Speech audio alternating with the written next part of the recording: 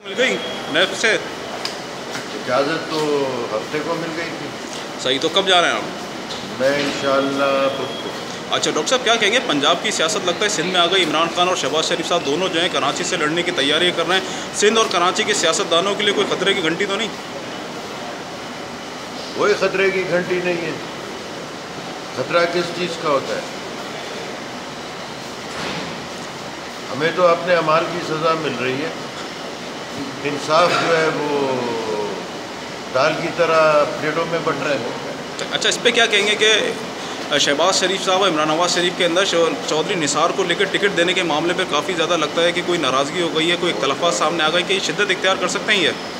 अब चौधरी निसार तो पागल आदमी है, उसको साइकेट्रिक हेल्प की ज़रूरत है। हम तो शुरू से कह रहे थे जो कुछ नून के साथ हो रहा है उसका जिम्मेदारी चौधरी निसार है। हमेशा गलत मशवरे देता रहा है। मुल्क के बहुत सी चीज़ों के अंदर जो आज सही नहीं है सबका जिम्मेदार चौधरी निसार है, because he is a morally corrupt and mentally empty. अच्छा, इसको क्या कहेंगे कि कराची में 30 साल से गुज़श्ता एमक्यूएम का एक तरह का हैदराबाद में राज रहा है। अब इस एमक्यूएम की सियासत को कैसे देख रहे हैं आप? कहाँ पे हैं आप ये?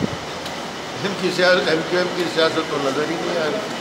तो एमक्यूएम का मुतबादिल फिर कौन हो सकता है सिंध और कराची में खासकर? वो तो लोग ही ढूंढेंगे, 18 के इलेक्शन में बताएंगे मुताबिल कौन है, अगर कोई है भी कि नहीं। या कराची की आवाम जो है वो बिल्कुल ही ख़त्म हो चुकी है।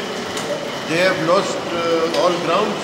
अच्छा डॉक्टर साहब, एक रेहाम खान एक किताब निकालने वाली है, उसके ऊपर काफ़ी अभी से ज़्यादा तबसरे शुरू हो गए हैं, जिसके अंदर काफ़ी ज़्यादा हैरेसमेंट के हवाले से अगर हम कहें तो पीपल तहरीक इंसाफ वालों के ऊपर इल्ज़ाम लगाए गए हैं। क्या कहते हैं, ये रेहाम खान की अपनी सोच है या उनकी अपनी, या किसी के कहने पर वो कर रही हैं?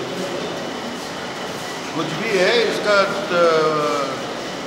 दुनिया में एक तौर तरीका है। अगर उन्होंने कुछ गलत लिखा है तो उनको कोर्ट में जाना चाहिए और कोर्ट को जल्दी फैसला करना चाहिए।